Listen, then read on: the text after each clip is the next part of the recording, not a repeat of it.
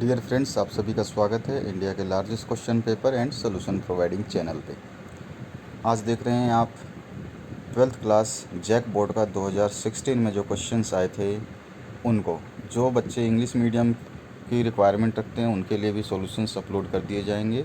But अगर आप question paper देखना चाहते हैं जो कि हिंदी मीडियम और इंग्लिश मीडियम में है तो आप देख सकते हैं।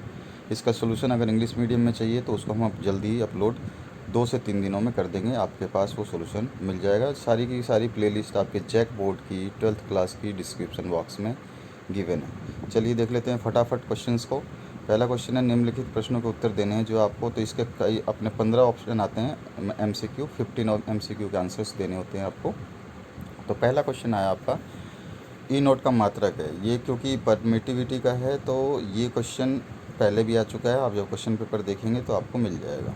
तो इसका आंसर हो जाएगा सी का आंसर जो है C² n-1 और m-2। उसके बाद में आ जाइए सेकंड क्वेश्चन पे। इसका सेकंड पार्ट जो है, in electric circuit the algebraic sum of current meeting at a point. तो एक पॉइंट पे जब अलजेब्रिक सम निकालेंगे किसी धाराओं का तो उसका आंसर हो जाएगा ए, 0 होता है। ठीक है, कहीं से भी आने वाली सारे।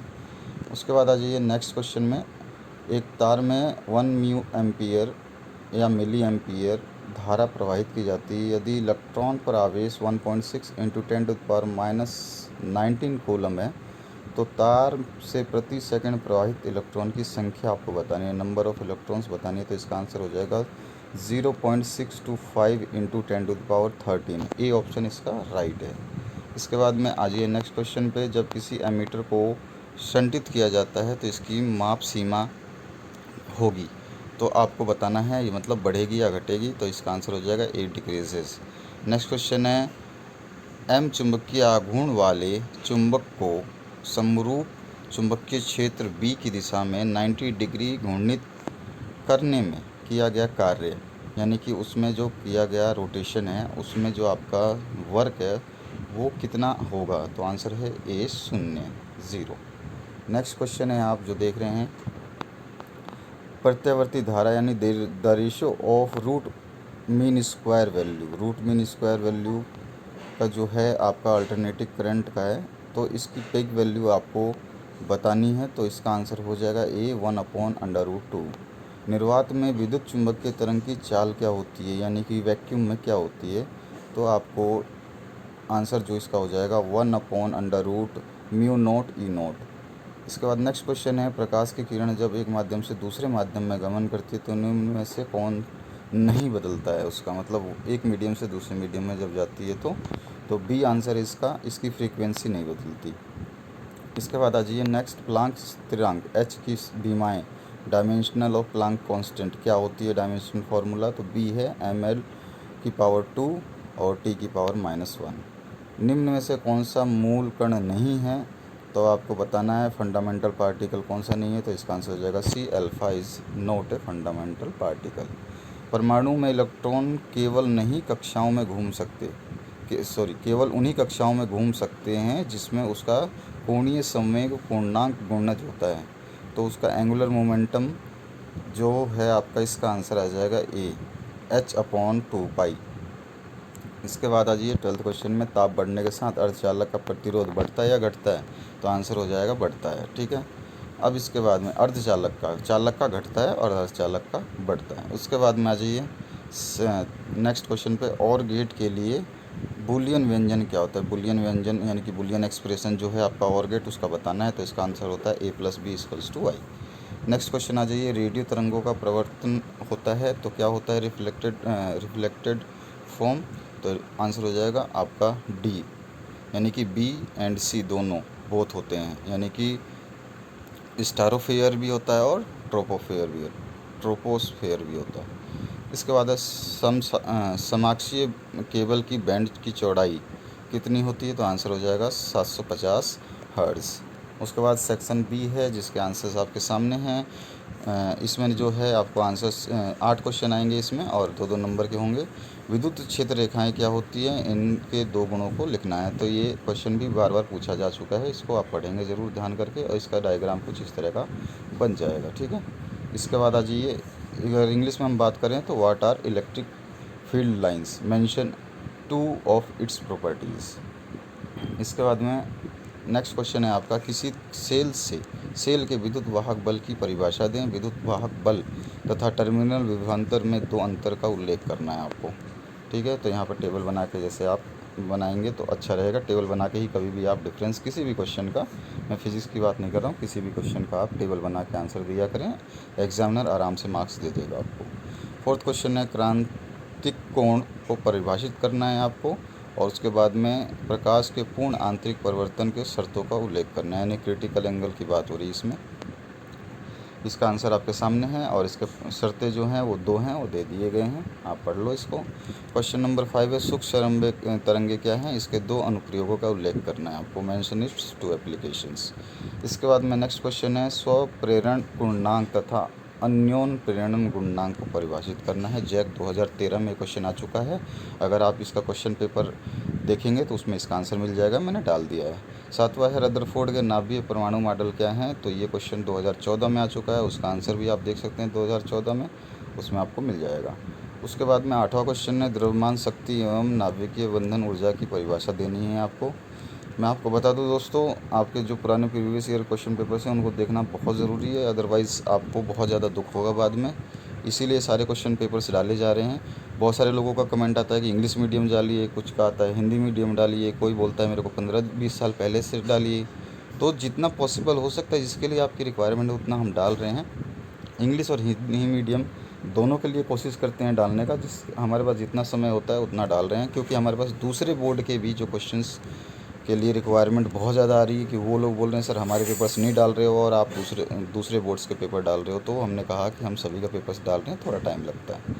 10वां क्वेश्चन है, एक विभव मापी के सिद्धांत को समझाना है आपको, और दो प्राथमिक सेलों के विद्युत वाहक बलों की तुलना करने के लिए एक परिपथ भी खींचना है। ठीक है, तो इस तरह से आपको बताना है, पहले सिद्धांत वगैरह लिखना है, उसकी जो आपको इक्वेशन है वो दिखा देनी है, और एक बार उसके बाद में आपको ये एक डायग्राम बनाना है। उसके बाद आ जाइए, परमाणु के कक्षीय इलेक्ट्रॉन के चुंबक के ध्रुवण आघूर्ण व्यंजन प्राप्त करना है आपको, इसमें भी डेरिवेशन है, उस डेरिवेशन को करना है आपको डायग्राम के साथ में। तो इस तरह से कुछ हो जाएगा आपका। अब आ जाइए नेक्स्ट क्वेश्चन पे, आप केवल क्वेश्चन देख करके आराम से इसका आंसर चाहें तो बुक से भी देख सकते हैं, और मैंने जो आंसर दे रखा है ये भी आप देख सकते हैं, तो आपकी जैसी इच्छा लगे वैसे करिए। 12वां है आपका, तार की एक वृत्ताकार कुंडली में 100 फेरे हैं, प्रत्येक की त्रिज्या 8 सेंटीमीटर है और 0.40 एम्पियर की धारा प्रवाहित होती है। कुंडली के केंद्र पर चुंबकीय क्षेत्र का परिणाम क्या होगा, न्यूमेरिकल है आपका, तो आपको इसको न्यूमेरिकल को सॉल्व करना है। ठीक है, अब इसका जो आंसर आ जाएगा टेस्ला में आएगा। आप हमेशा यूनिट्स को बहुत ध्यान से सुने समझें, यूनिट बहुत इंपॉर्टेंट है। प्रकाश का ध्रुवण क्या है, यानी पोलराइजेशन का क्वेश्चन आता है, बहुत इंपॉर्टेंट होता है, तो 2006 में 2009 में आ चुका है, और आप अभी जो क्वेश्चन पेपर देख रहे हैं 2016 का, इसमें भी आ चुका है। ठीक है, तो ये रिपीट हो रहा है 2-3 सालों में। इसके बाद में आ जाइए नेक्स्ट क्वेश्चन की बात करें, तो इस तरह का आपको डायग्राम बनाना है, डायग्राम बनाने के बाद में इसका पूरी की पूरी समीकरण निकाल करके इसको सॉल्व कर देना है। आगे बढ़ते हैं नेक्स्ट क्वेश्चन पे। 14वां क्वेश्चन जो है, यदि यंग के प्रयोगों में दो रेखा छिद्रों के बीच की दूरी 0.03 यानी कि 0.03 सेंटीमीटर, रेखा छिद्रों की सतह से पर्दे की दूरी 1.5 मीटर और केंद्रीय फ्रिंज से चौथे प्रदीप्त फ्रिंज की दूरी 1 सेंटीमीटर, तो व्यवहार किए गए प्रकाश का तरंग दैर्ध्य निकालना है आपको। यंग्स एक्सपेरिमेंट है जो आपका, उसका क्वेश्चन है ये, तो उसकी वेवलेंथ आपको फाइंड आउट करनी है। तो इसका आपको अगर फॉर्मूला याद है तो आप आराम से निकाल सकते हैं, beta D upon capital D होता है। इसके बाद आ जाइए नेक्स्ट क्वेश्चन में 15वां, प्रकाश विद्युत जो आपका प्रभाव है वो क्या है, तो प्रकाश विद्युत प्रभाव के लिए आइंस्टीन के समीकरण को स्थापना भी करनी है आपको। जैक 2012 में आ चुका है, उसके बाद 2016 में आ चुका है, इस क्वेश्चन को आप ध्यान से देख लें। मैंने ऑलरेडी आपके 2012 से लेकर के 2020 तक के सारे क्वेश्चन पेपर डाले हैं, और जो आपको ऐसा लगता है कि कोई क्वेश्चन पेपर नहीं है तो वो भी आपको 2 से 3 दिनों में मिल जाएगा, यानी कि आपके टोटल सब्जेक्ट के सारे क्वेश्चन कम से कम पिछले 6-7 सालों के क्वेश्चन पेपर्स आपको, और काफ़ियों के सॉल्यूशंस भी मैं डाल दूँगा। जेनर डायोड का आपको क्वेश्चन है आपका 16वां, ये 2013 में आ चुका है, और 2016 का क्वेश्चन पेपर देख रहे हैं इसमें भी आ चुका है। मैंने अभी 2018, 19, 20 के पेपर डाल दिए हैं, बट मैंने ध्यान नहीं दिया कि उनमें कौन कौन से क्वेश्चन रिपीट हुए हैं, तो उनको देखूंगा तो मैं आपको उनके भी बता दूंगा। जेनर डायोड के बाद में ये जो आपको ऐसा डायग्राम बनाना है और इसके बाद में इसको सॉल्व कर देना है। हायर एजुकेशन में जेनर डायोड के बहुत क्वेश्चन आते हैं।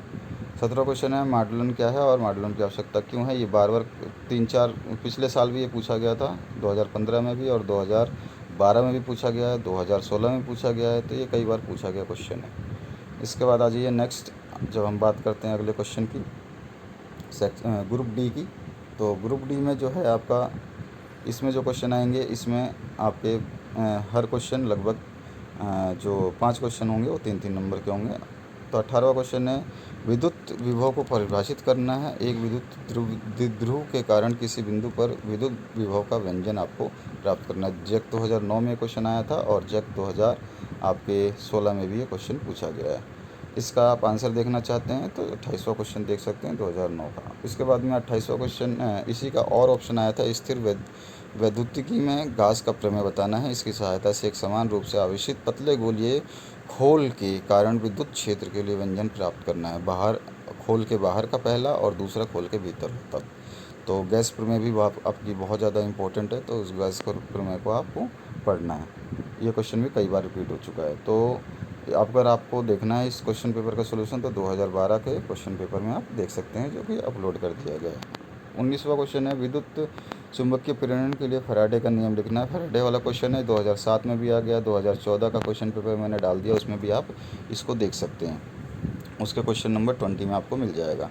और मैं आया था श्रेणी क्रम में LCR परिपथ में तात्कालिक विद्युत धारा का व्यंजन प्राप्त करना है आपको। इसके लिए एक LCR सर्किट का जो है डेरिवेशन बतानी है। तो इस तरह का एक डायग्राम बनाना पड़ेगा और उसके बाद में इस सर्किट का जो है डेरिवेशन वो आपको बतानी है। इसको इस तरह से आपको लिखना है, आराम आराम से, इसी तरह आपको हमेशा बताना होता है। तो जितना आप फिज़िक्स की प्रैक्टिस करेंगे उतना बेटर है आपके लिए।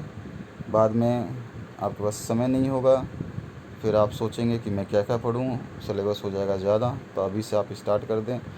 कुछ तो गवर्नमेंट भी आपका सिलेबस शायद कट कर सकती है, अगर समय कम रहा तो आपके सिलेबस को कम कर दिया जाएगा। इसके बाद में आ जाइए, विद्युतीय अनुनाद जो श्रेणी है उसके बारे में बता दिया। नेक्स्ट क्वेश्चन पे बात करते हैं, 20वें पे। किसी गोलीय सतह पर अपवर्तन के लिए सूत्र μ2/v minus μ1/v equals to μ2 minus μ1/r को स्थापित करना है। यानी कि ये क्वेश्चन 2006 में, 2014 में भी आ चुका है और 2016 आप देख रहे हैं इसमें भी आ चुका है। ठीक है, तो इसको आपको सॉल्व करना है और ये रहा नीचे सॉल्यूशन इसका ब्रैकेट में, μ2/v minus μ1/u equals to μ2 minus μ1। इसका और में जो ऑप्शन आया था, ये आया था हाइगेंस का सिद्धांत लिखना था। सिद्धांत के उपयोग से प्रकाश के अपवर्तन के नियम को स्थापित करना था। हाइगेंस का प्रिंसिपल को इस्टेब्लिश करना था, law of refraction of light के लिए। तो इसका क्वेश्चन 2010 में आ गया, 2013 में आ गया, 2016 में भी आप देख रहे हैं। तो बने रहे इस चैनल के साथ में पूरे अपडेट्स के लिए, और 2013 का क्वेश्चन पेपर देख लें, इसका सोल्यूशन उसमें मिल जाएगा आपको 27 नंबर क्वेश्चन पे, जो कि डाल दिया गया है। बने रहे इस वीडियो के साथ में, चैनल के साथ में शेयर और सब्सक्राइब करना बिल्कुल भी ना भूलें। आपकी बहुत ज़्यादा हेल्प करने की कोशिश हो रही है और कोशिश करूँगा कि इस बार के बच्चे जो हैं अच्छे मार्क्स लाएंगे प्रीवियस ईयर के क्वेश्चन पेपर्स देख करके। और अभी स्टडी का टाइम है, पूरे दिन आप घर पे हैं, तो आराम से पढ़िए, लॉकडाउन का फ़ायदा उठाइए। Thank you very much for watching this video.